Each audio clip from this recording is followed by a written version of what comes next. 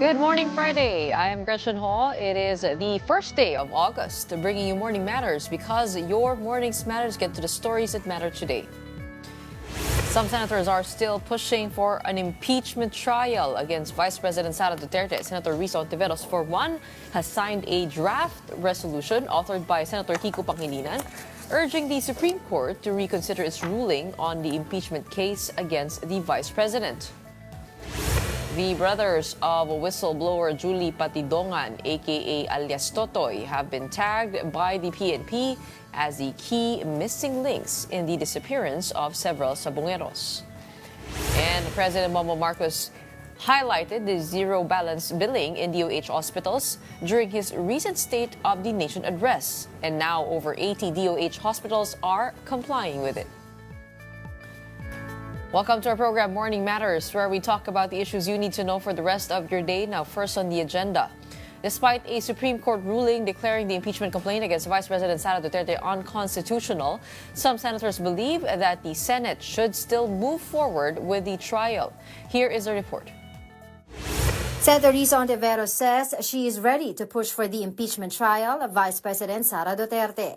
This despite the Supreme Court's ruling that the complaint is unconstitutional and that the Senate has no jurisdiction over the case. Senate President Chis Escudero had earlier warned that a constitutional crisis could erupt if the Senate insists on holding the impeachment trial. But Ontiveros said they will make sure that doesn't happen. Wala namang may gustong magkaroon ng constitutional crisis ni political gridlock. Kaya nga talagang binubuno namin these days, these weeks, kung papaano tamang dapat kumilos ang Senado. At lahat nito ay pinag-aaralan namin sa ngayon at ihahain namin ng kompleto pagdating sa plenary sa August 6. As of now, Ontiveros has signed a draft resolution authored by Senator Kiko Pangilinan, urging the Supreme Court to reconsider its ruling on the impeachment case against the Vice President. The resolution was also signed by Senator Bam Aquino and Senate Minority Leader Tito Soto. It emphasizes the statements of former justices who opposed the Supreme Court's decision. Nagsasite po siya ng mga references sa ilang mga dating justices na nagbibigay ng payo kung paano ilang mga gabay kung paano pwedeng mag-move forward.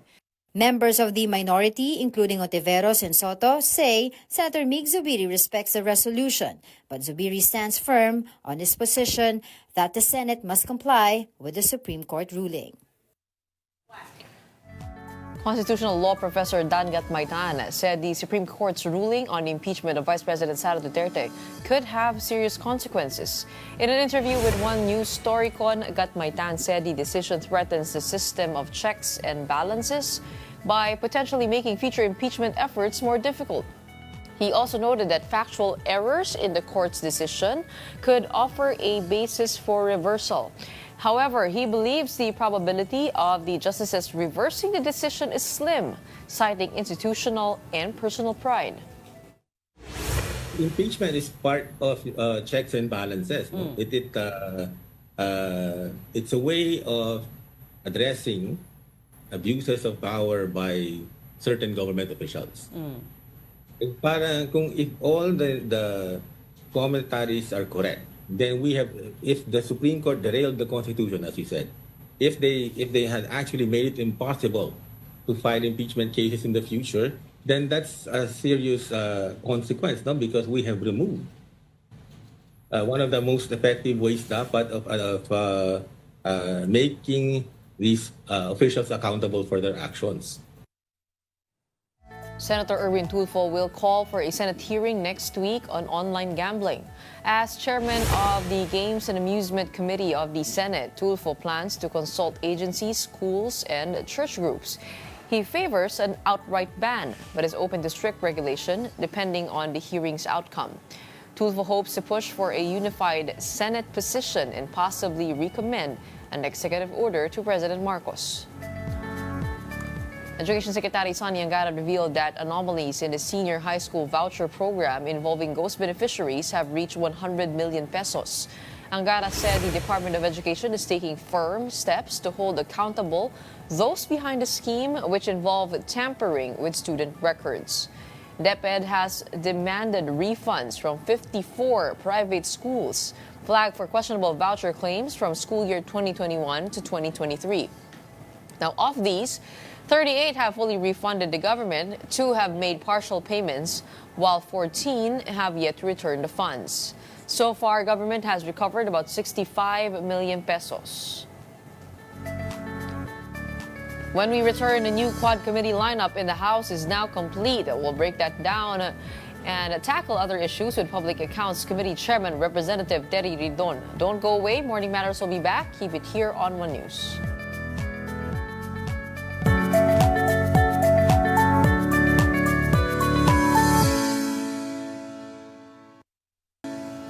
Welcome back. You're still watching Morning Matters here on One News. The House of Representatives has completed its new Quadcom lineup. Bicol Saro Representative Terry Ridon will serve as chairman of the Committee on Public Accounts. He joins 3 other panel heads in the so-called Quadcom 2.0. These are Representatives Benny Abante, Rolando Valeriano, and Jonathan Keith Flores. The Quadcom is set to resume probes into extrajudicial killings, illegal drugs, and organized crime.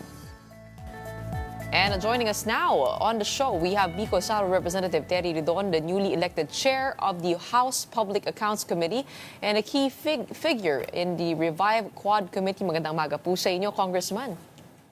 Magandang maga, Gretchen. Thank you for having me.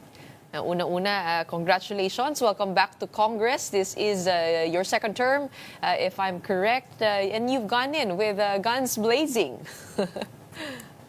I think that the Filipino people deserve no less.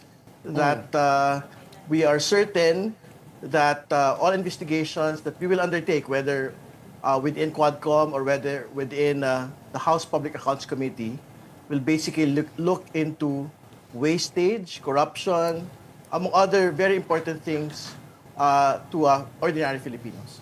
Well, they certainly have made headlines in the past year, and actually a lot of conclusions heading to the close of the 19th Congress, which had findings on POGOs, had findings on the drug war by President Duterte, on EJKs. What is left on the table, and what will be the main agenda of the Quad Committee moving forward?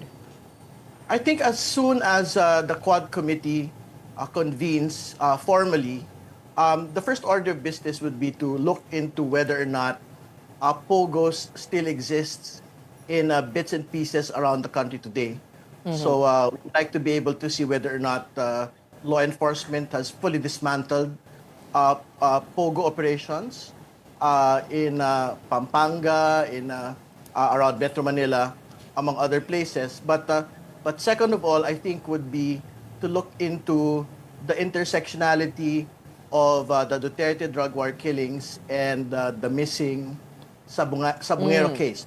I think there had been some reports that the kill team for the Sabungeros are also the same kill team for Duterte drug war victims. No? So we'd like to be able to see more details about it.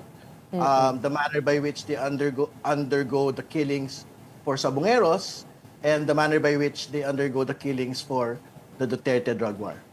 But you having watched the hearings from the sidelines, meron ka bang gustong idagdag dun sa agenda? I mean, bukod dun sa missing Sabungeros, pag nakikita mo na nagbabalitaktakan, parang meron ka bang mga questions na gusto pang itanong that haven't been discussed?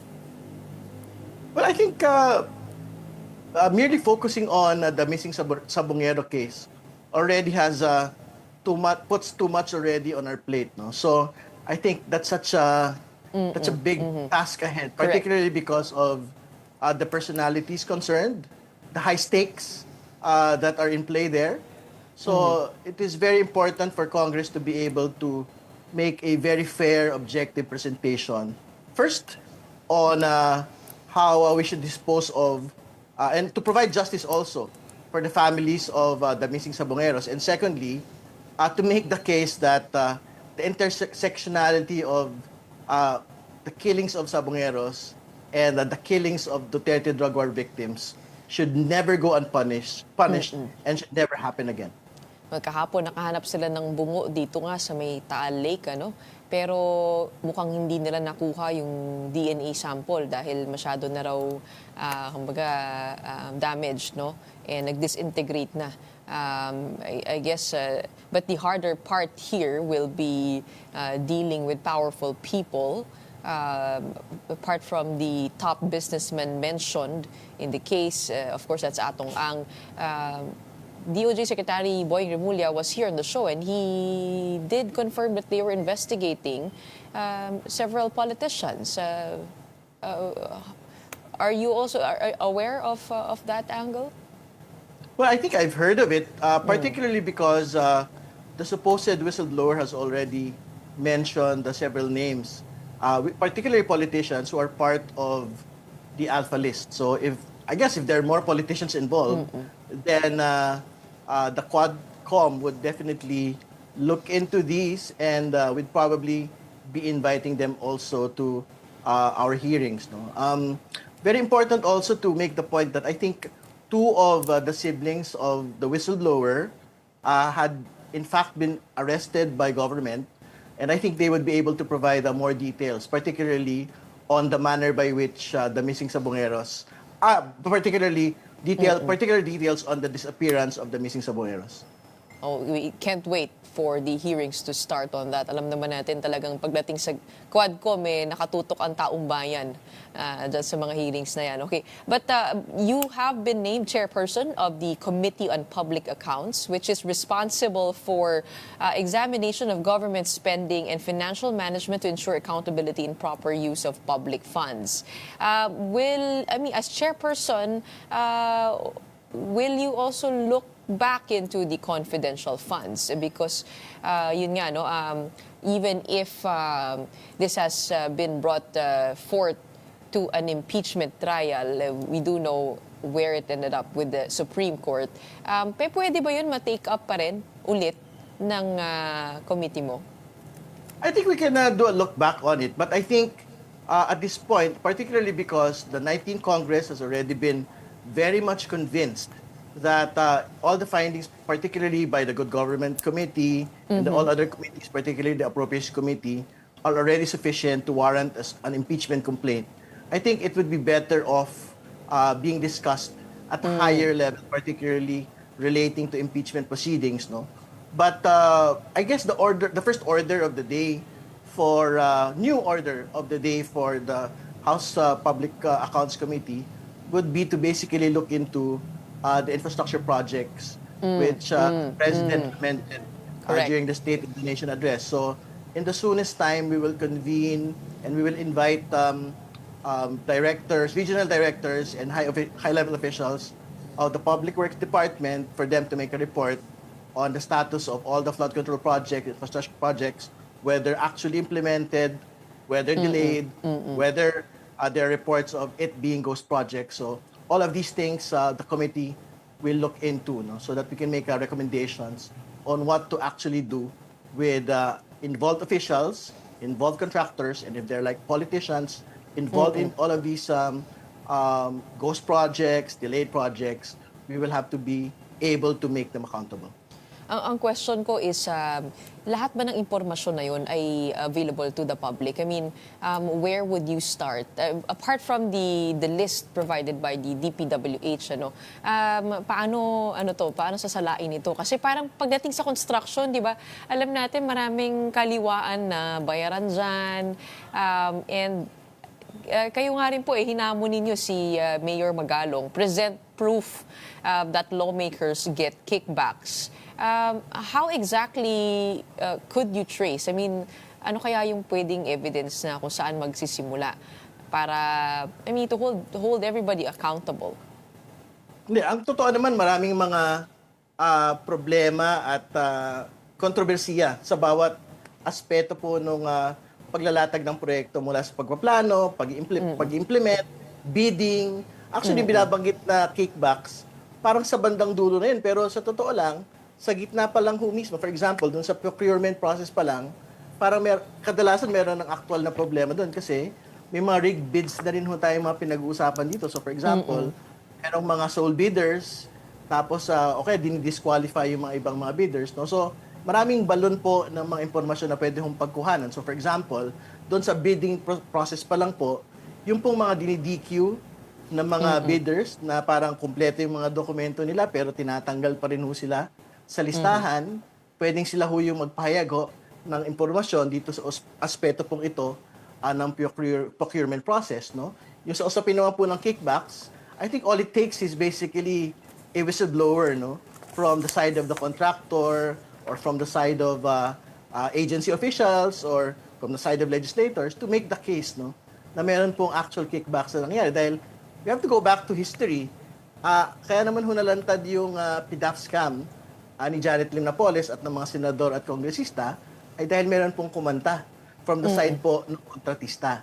Hindi ba? So, I'm quite certain na as soon as we move along through the investigation, baka naman ho, may mga matisod po tayong ganitong mga impormasyon.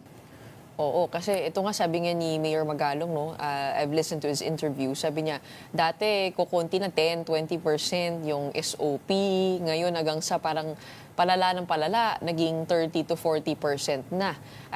Kayo ay dating, I mean, you founded and convened InfraWatch PH, which focus on infrastructure development. Nakita niyo ba ito noon nung kayo ay nag-iimbestiga dito? At could you corroborate, at least from your experience, yung statement ni Mayor Magalong? Well, ang focus po natin noon sa InfraWatch talaga yung actual na proseso. No? So, basically, pagka naman natayo yung mga infrastruktura, ang question naman na ho talaga doon ay gumagana ba ito?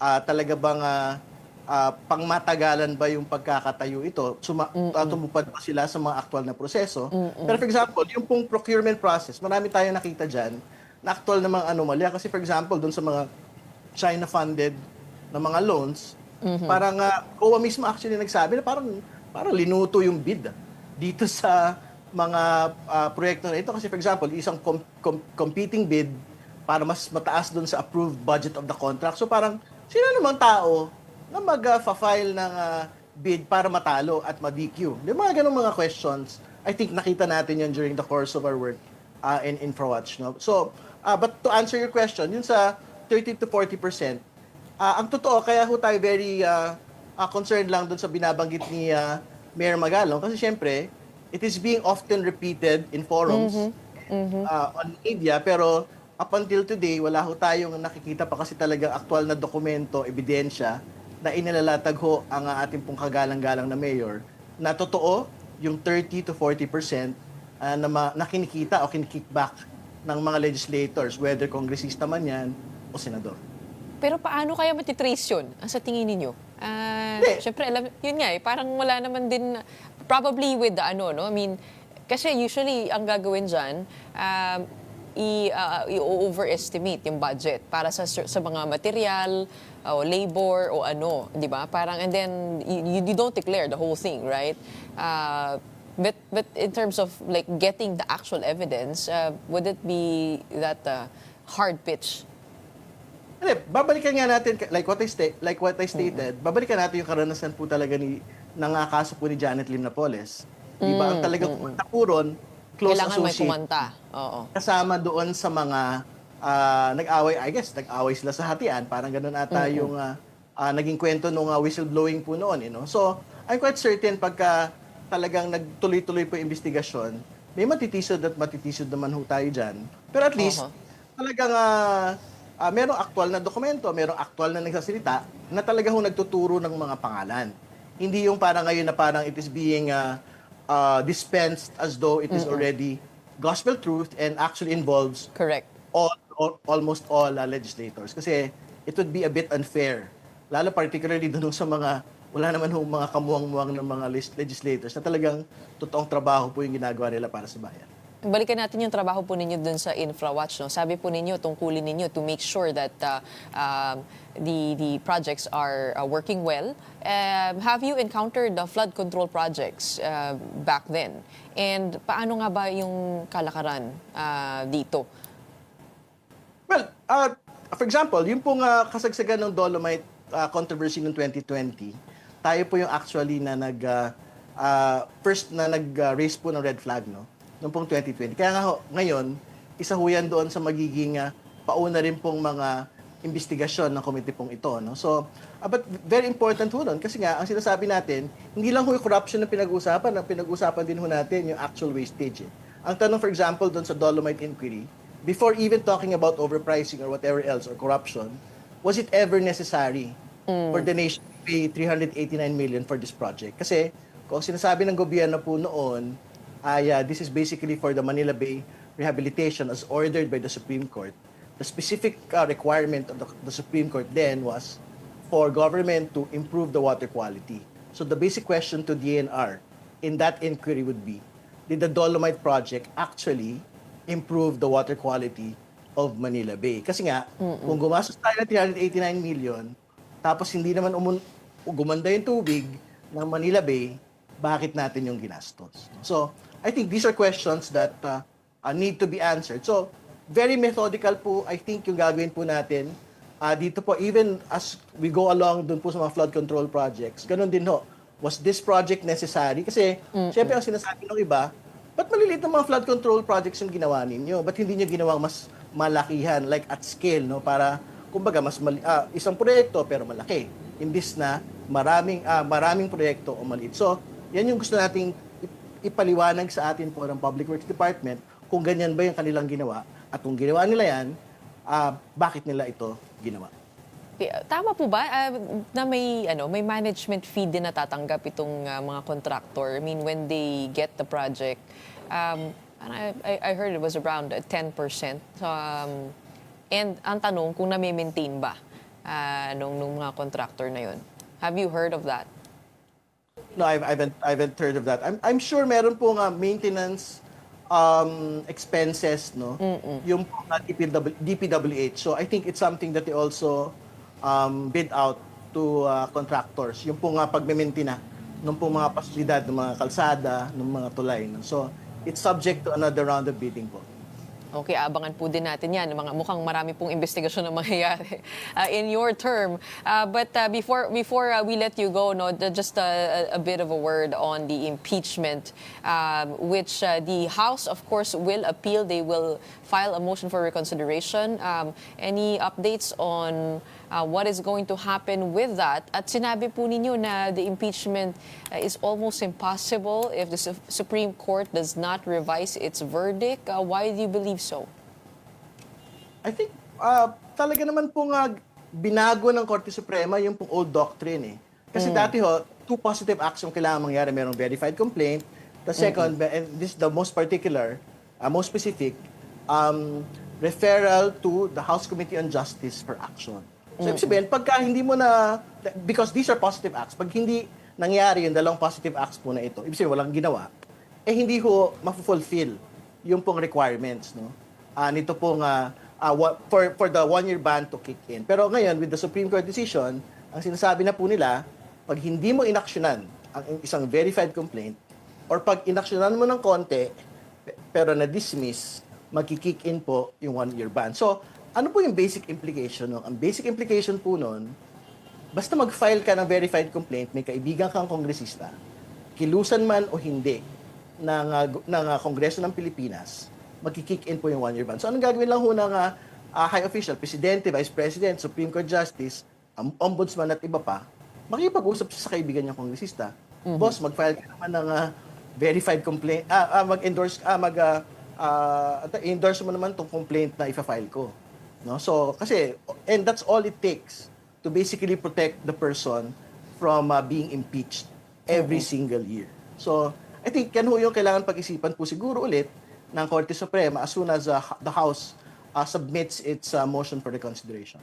And when will that happen? Do you have any idea? At nakita niyo na po ba yung nilalaman ng MR? Wala sa akin yun. I think it's with the Office of the Solicitor General. But I'm quite sure as soon as, I think before the deadline is due, masasabit na po ng Kongreso po ito. Oo, tingin niyo po ba nawala na yung momentum for a refiling in February because nga of how this whole process has turned out? How have you gotten a feel of the Congress, the 20th Congress, and their views when it comes to refiling another impeachment complaint?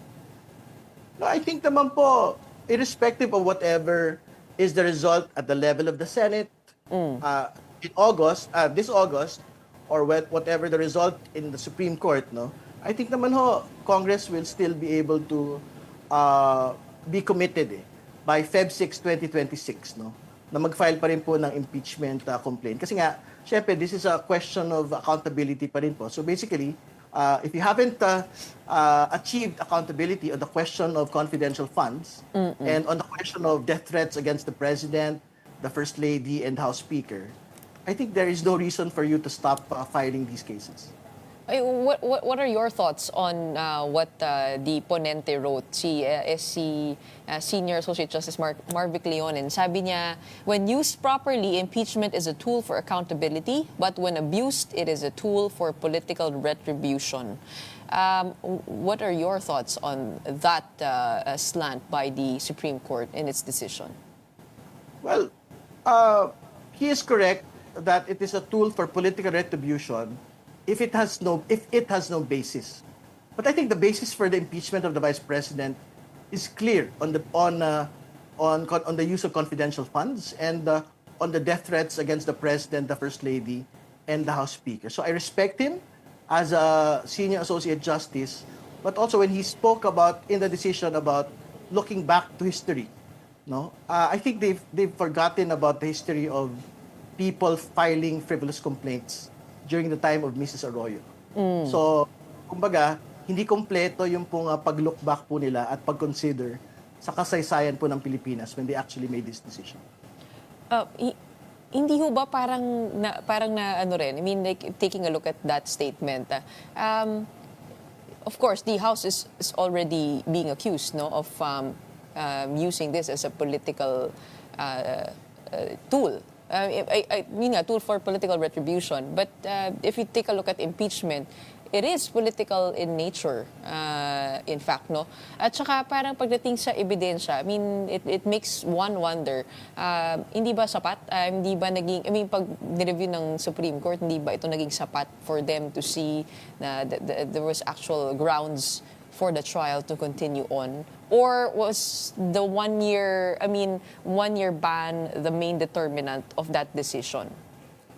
Well, to be fair naman po to the Supreme Court, I think hindi naman nila tinignan yung mga pieces of evidence kasi I think focused po sila doon po sa 1-year ban, yung pong revising ito pong doctrine ng Gutierrez tsaka ng Francisco. So to be fair to them, I don't think they had to actually look into when it was being decided, tingin ko hindi ho nila tinignan on meron ba actual threat against the President, the First Lady, and the House Speaker, or meron ba talagang misuse, yung details po na misuse ng confidential funds. I think yung pinag-uusapan lang po nila yung sequence of events. But I think, hindi lang po ako yung nagsasabi dito, kundi I think high Supreme Court Justice, former Supreme Court Justice already mentioned this, na parang may factual inaccuracies din dito po sa decision po na ito. May sinasabi po, and I think it will be part of the motion for reconsideration kasi nga may pagtingin sila na merong wrong consideration po doon sa kung paano ho na-archive yung pong unang tatlo at kung paano po na-approve yung apat po na impeachment complaint. So, I think all of these things will play out in the motion for reconsideration. Well, I guess it focused on the process of the complaint being filed, if that's what you're saying. Okay, maraming salamat sa iyo. You have your work cut out for you in the coming years. No, we wish you luck at abangan po namin kayo sa mga hearing na yan. We have a Bicol Saro representative and second termer Terry Ridon. The Philippine National Police believes it has found the missing links in the disappearances of several Sabongeros, and they are no less than the brothers of self-proclaimed whistleblower Julie Patidongan, or alias Totoy. Here is a report. The Philippine National Police now has in custody 2 individuals believed to be missing links in the case of the missing Sabongeros. The suspects have been identified as Elakim Patidongan and Jose Patidongan, brothers of self-proclaimed whistleblower Julie Dondon Patidongan, also known as alias Totoy. Naniniwala tayo, ito yung mga missing link doon sa mga kaso ng missing Sabongero. CCTV footage caught Ella Kim withdrawing money from a bank account of a missing sabongero. Ang tanong dyan, paano napunta sa kanya yung ATM? Kasama ba siya sa nakumuha doon sa nawawalang si Melbert Santos at 3 pa niyang kasamahan? May nag-utos ba sa kanya para mag-withdraw? At may alam ba siya asaan na itong mga nawawalang missing sabongero? Jose, on the other hand, appeared in a cell phone video escorting a sabongero in handcuffs who was later reported missing. The Patidongan brothers were arrested in an undisclosed Southeast Asian country and flown back to the Philippines on July 22. Jose has a warrant of arrest for robbery, while Ella Kim is wanted for falsifying his identity, having used the name of Robert Bailon on his passport.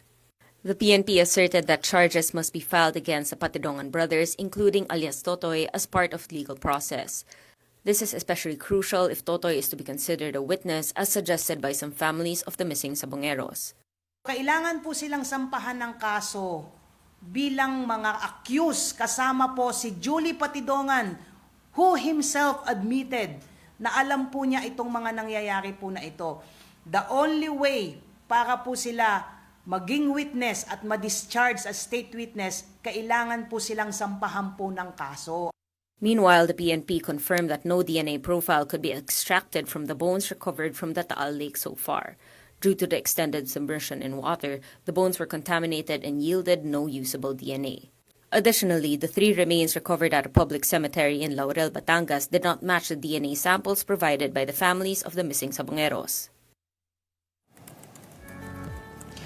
Up next, we'll talk about the zero billing policy with the DOH Assistant Secretary Albert Domingo. Stay tuned. Morning Matters will be back after a quick break.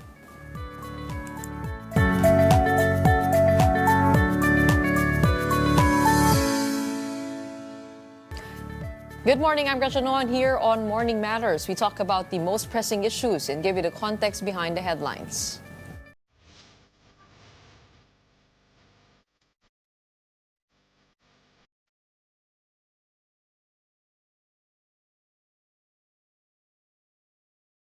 The Department of Health announced that the zero balance billing policy is now being implemented in 87 hospitals nationwide.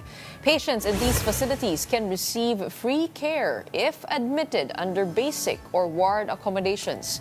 The policy does not yet cover government-owned and controlled hospitals such as the Heart Center, Lung Center, Kidney Institute, and the Children's Medical Center. Health Secretary Ted Herbosa explained that GOCC hospitals rely on income from private rooms to subsidize their wards, unlike DOH-run hospitals, which are fully government-funded. And joining us now is DOH Assistant Secretary and Spokesperson Dr. Albert Domingo to discuss the rollout of the zero balance billing policy now in effect in dozens of public hospitals nationwide. Welcome back to our program. Yes, Gretchen, good morning to everyone who is watching us. Magandang umaga po sa lahat and happy to be here. Asek, the last time that we talked, we were talking about ito nga yung mga unpaid bills ng mga ospital, private hospitals actually to be exact, no? And this was mentioned, the zero balance billing policy. In-emphasize nyo noon na kapag kayo pumunta sa DOH hospital, hindi na kailangan magbayad.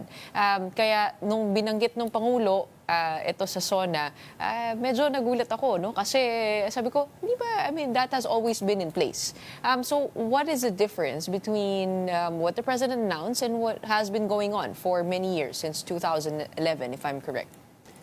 That's a great question, Gretchen. At mabuti nagkaroon na tayo ng paglilinaw ngayon kasi may na-monitoring kami ng konting confusion.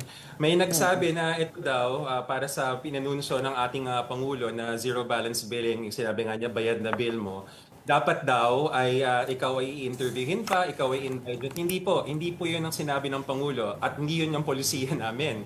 Lumang na po yan. Dati, Gretchen, para ikaw ay mapasok sa isang zero balance billing bed, and there is a PhilHealth circular that says that you had to be part of the indigent sector. Kaya i-interviewin ka, saan ka nakatira, meron ka bang kotse o wala, meron ka bang ganyan. Luma na po yun. Ang current policy ngayon is as long as kayo po ay magpapa-admit sa isang basic accommodation or ward accommodation ng isang DOH hospital, kahit kayo po ay magsasaka o manager, kayo po ay covered ng polisiya.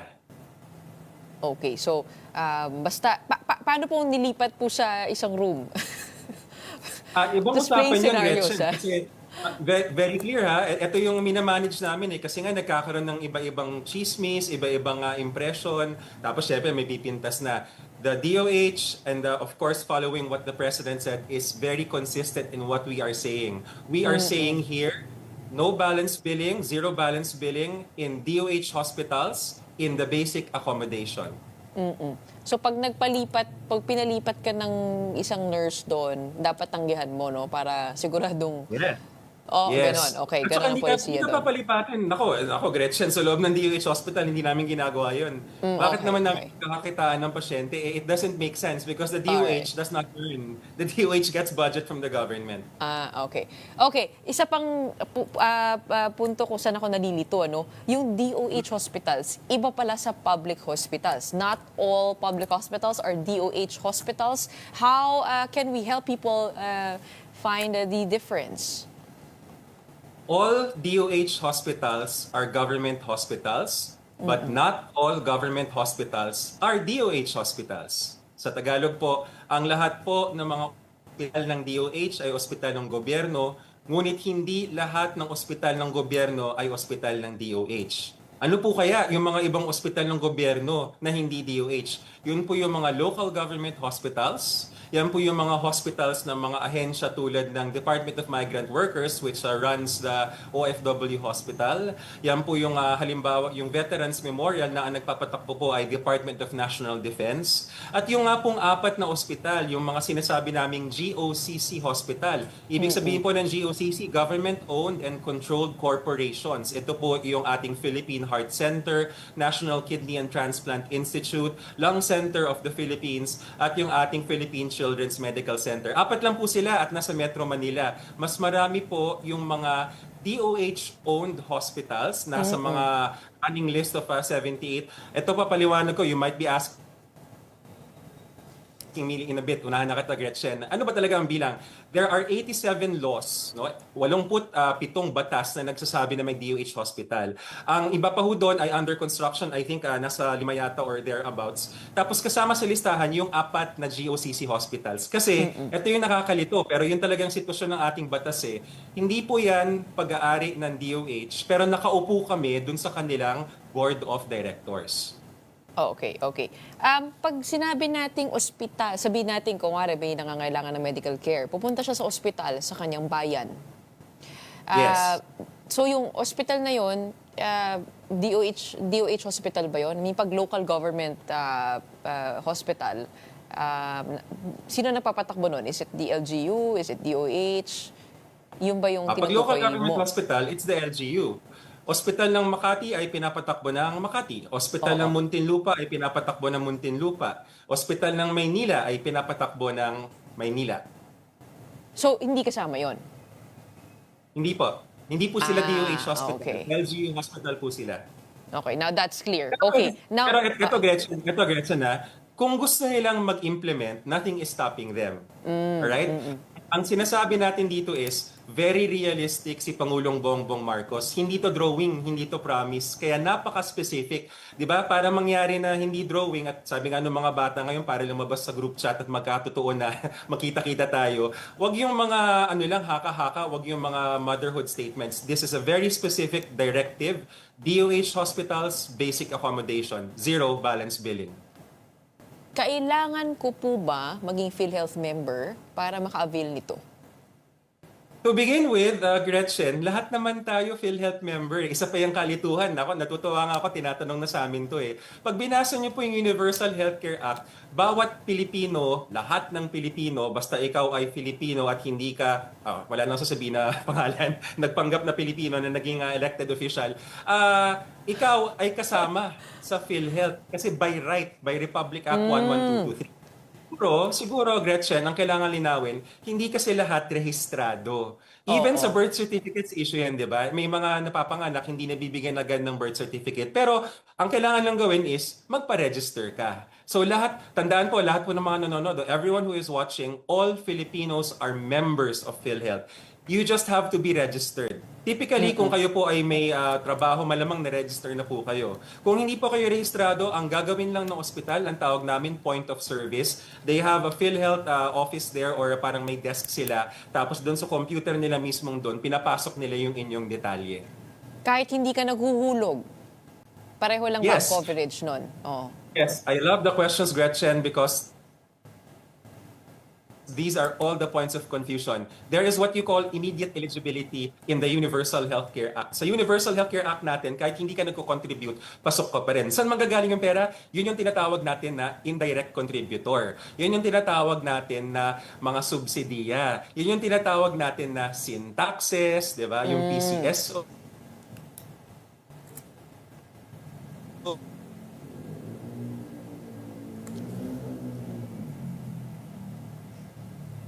Contributor. Asek, you're coming into us a little bit choppy, you know? Yeah. So medyo nag-garble lang yung sa dulo, no? Pero okay, but I think we understood naman, no? Na kahit hindi ka naguhulog, yung mga galing ito sa mga taxes na probably some of those Yes. that we debate about, Taxes. including the online gambling taxes, ano? Malamang sa malamang, kapag ikaw ay pupunta sa DOH hospital, tas i-avail mo to zero balance billing, kahit hindi ka registered, ipaparegister ka naman. Oh. Tama, Oo, tama. yun. Ang technical term namin doon, Gretchen, yung point of service. Pasensya na ho sa gobyerno kasi marami kami mga technical terms. Pero sa mga nakikinig nanonood, huwag niyong isipin yon. Ang importante lang is basta dumating kayo sa isang DOH hospital na basic accommodation. Lahat ng tinatanong ni Aha, Gretchen, yes. kami na ang bahala. Okay, paano po kung may operation? Di ba nasa ward ka? Kasama yon yung operation expenses. Yes. Yes, The straight okay. categorical answer is yes. Kahit anong kaso ka, basta Gretchen, ikaw ay nasa basic or ward accommodation. Siguro magtatanong tayo, paano nangyari yun? Paano mo babayaran? Kaya nga po, lahat tayo ay miyembro ng PhilHealth. Meron tayong napakalaking mga benefits na tumaas na ngayon. Halimbawa, pag na-heart attack ka, kailangan mong mag-angioplasty. Yan yung mga buzzwords, Gretchen, di ba? Na parang, pang private lang yan, angioplasty. Hindi po. Nagagawa po yan sa mga DOH hospitals. In fact, ganun kalaki yung package rate ng PhilHealth na kaka-release lang, I think, a few months back or late last year at nag-i-implement na ngayon. Kayang-kayang ilibre pag na-atake ka sa puso. But the treatments after the sickness, for example, you were diagnosed with cancer and you had to have your chemotherapy, yun po ba ay kasama? So, meron tayong ibang PhilHealth packages. Remember, ito po, again, point of confusion, parang kinarga na lahat. In-announce lang ng Pangulo, yung speech is zero balance billing in DOH hospitals under ward admission. Huwag po kayong mag-alala para sa ibang concerns after your admission, meron pong ibang programs. Like example, there is the Cancer Assistance Fund na nakakakuha rin tayo ng assistance para sa cancer patients. There is also many other, shall we say, public health programs. Oh, naalala ko, yung YAKAP program na sinasabi na pinaunlad, in-expand yung primary care ng PhilHealth. Kasi paglabas mo ng ospital, hindi na po yun inpatient, outpatient na yun. Kaya sumasabay, utos rin ng Pangulo yung ating mga PhilHealth package for outpatient, tinataasan rin. Kasama dyan yung PhilHealth YAKAP, which will include per year, 20,000 pesos worth of medicines for every Filipino. And then, I think kung di ako nagkakamali, pati yung mga mammogram, pati yung mga cancer screening, kasama rin doon. And that's outside the hospital. Okay. That is not part of the zero balance billing, but it is a separate package, Gretchen, that Filipinos, all Filipinos who are members of PhilHealth, because all of us are members of PhilHealth, will be able to avail. Okay, just one more final question for clarity's sake. Speaking of medicines, yung po ba ay kasama rin dito sa zero balance billing? What is covered? What are the specifics of the coverage of the zero balance billing? Gretchen, anything and everything that you need to get well as long as you are in a DOH hospital under basic accommodation is covered. Example, kahapon I just did rounds together with staff at the East Avenue Medical Center. Nakapunta ho kami sa OB ward, sa ortho ward, saka ER. Okay, isa-isahin natin mabilisan. Sa OB ward, tinanong ko, nakakatuwa pa yung case study na nakita ko, twins. So, sa tatlong pasyente yon, si mami na nanganak, saka yung dalawang baby. So, bayad ba yung bill ni mami? Yes, bayad na bill mo. Bayad ba yung bill ng mga kambal? Yes, bayad na yung bill mo. Anong kasama dun sa ginawa? Newborn screening, hearing testing. Okay, lakad naman tayo, Gretchen. Punta tayo dun sa orthopedic ward. May nakita ako, 45-year-old male welder, nasabugan, kawawa naman, nabalian siya nung kanyang binte at nakakabit siya sa mga tinatawag na external fixator. Pag ginugol niya yan, yun yung mga parang alambre na nakatusok. Sorry, dun sa mga queasy. Nakatusok. Yes. Kasama ba yung bakal? Yes. Punta kami sa ER. May mga hindi pa na-admit. Technically, hindi sila kasama dun sa zero billing policy kasi hindi pa sila inpatient. Pero, meron kasing outpatient emergency care benefit package yung PhilHealth. So, matotal, Gretchen, bayad pa rin yung bill nila. Pagkalabas nila, hindi na. Yung mga medicine na kailangan nila. Pagkalabas nila, punta sila sa health center nila, doon naman sila sa Yakap. Yakap ang bahala sa kanila. Okay.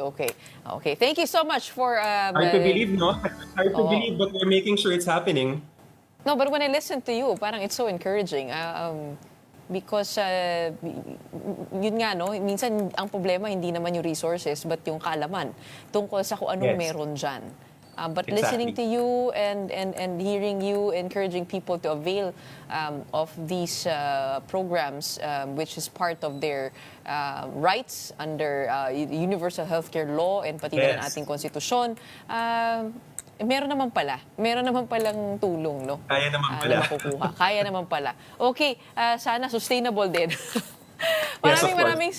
Maraming salamat sa iyo, ASEC. We have DOH Assistant Secretary and Spokesperson, Dr. Albert Domingo, talking to us about the zero balance billing policy. And now let's get more insights from Dr. Jose Rene De Grano, President of the Private Hospitals Association of the Philippines. He joins us now to give us updates from the other side of the fence. Magandang umaga po sa inyo. Magandang umaga, Gretchen, at kay ASEC Albert. Good morning. Okay, oo. Dr. De Grano, unang-una alam natin na pagdating po dito sa zero balance billing policy, isa ito sa mga talagang pinalakpakan ng mga Pilipino noong SONA. Pero pagdating naman sa mga private hospitals, meron po ba tayong aasahan? Ito po ba ay sa DOH hospitals lamang? Usually po, ang sinabi po ng ating Pangulo ay siyempre DOH hospitals. Pero kami nga po, sa akin lang sarili, palagi ko dapat lahat na government facilities, zero yan, zero balance, billing, NBB dapat lahat yan. Ngayon, on part of the private hospitals naman po, meron tayong tinatawag na 10% na supposedly basic accommodation. Diyan po, inuubos na po namin halos lahat yan kung ano man ang kayang ibayad ng PhilHealth. At usually man po, nakakapasok halos lahat yan ang mga payables ng PhilHealth. Ibig sabihin, nakukover po ng PhilHealth yan. So halos wala na rin pong babayaran yung mga pasyente natin. Oo, pero paano po pag may lumapit po sa isang private hospital at wala po siyang pambayad? Ano pong proseso ng mga private hospital natin? As long as may available pa pong space, okay naman po yan. Siyempre, pag emergency po, kahit po sabihin nila, hindi naman po tinatanong kung may pambayad. No? Pag emergency po, a-admitin po natin lagi yan. Tinitingnan po lagi natin. Pero pag wala pong pambayad, what happens? No? Apart from the PhilHealth coverage, what happens to the excess? Kung kailangan po nating i-admit siya and then covered naman siya ng PhilHealth, ay di okay naman po yan. Kung may out of pocket po sila sometimes, so usually ginagamit po nila yung mga galing po sa PCSO, galing po sa iba-ibang mga officials. And then of course, the MAIFIP fund, ginagamit din po nila yung guarantee letters. Opo. Okay. So yun po yung parang pinaka pamamaraan parang to find your own sponsors dito sa ating mga private hospitals. Kamusta na po yung mga hospitals po natin sa Batangas? Yung po ba ay naayos na? Nabayaran na po ba yung mga hospital doon?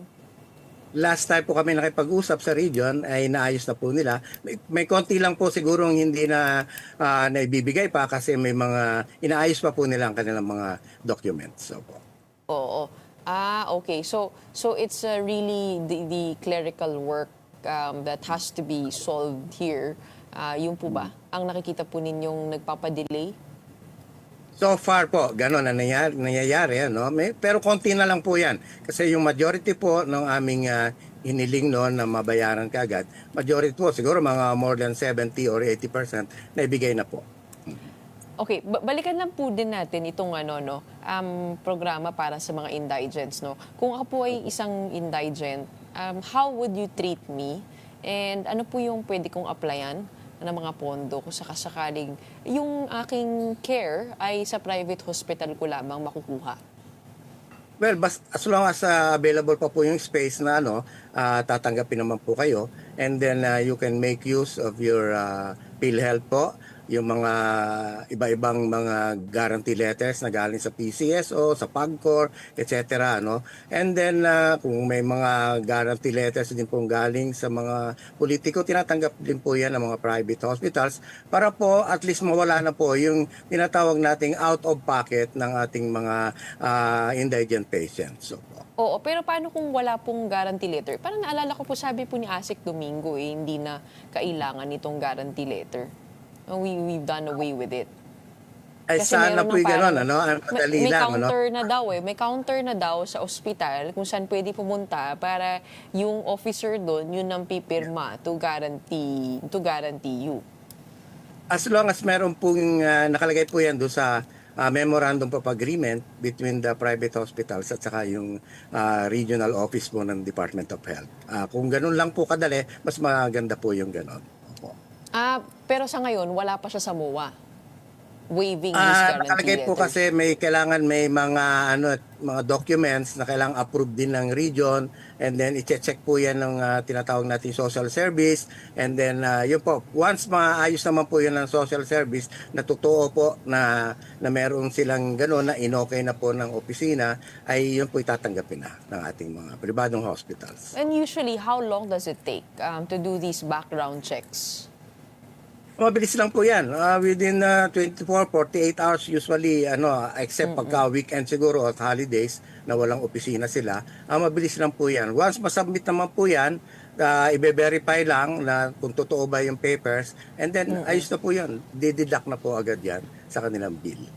Okay, going away from the status of the Batangas hospitals, kamusta naman po yung ibang private hospitals natin? Settled naman po, nababayaran naman po ng tama at sa tamang oras? Palagay ko naman po kasi hindi sila nagko-complain so far, So, Meron pong okay. ibang siguro pa ilang hospital, sabi nila temporarily in-stop muna nila kasi na-delay yung payments. But then eventually bumalik na rin po ulit sila sa pagtanggap ng GL po natin. Okay. And as a final question, you heard the fourth SONA of the President. Were you happy with the way he tackled health? And what mechanisms do you think can be put in place to ensure that both government and private hospitals can share healthcare responsibilities equitably? Sana naman po tama po yung ibinigay ng ating Pangulo, at kami naman po naniniwala na through our direct negotiation at saka aming pakikipagtungo with the Department of Health at PhilHealth sa kasalukuyan po, maganda po ang aming relasyon. So sa tingin po namin ay maganda right now ang direksyon na pinapatunguhan ng ating Pangulo. Okay, maraming salamat po sa inyong mga updates. Good to know that everything is being settled as time passes. We have Dr. Jose Rene De Grano, President of the Private Hospitals Association of the Philippines. Thank you po. And that wraps up today's episode of Morning Matters. We hope we've given you the right start to your morning on this first day of August. Of course, it is a Friday. Let's go ahead and make the day and the weekend matter. My name is Gretchen Hall. We are One News, all sides, all the time.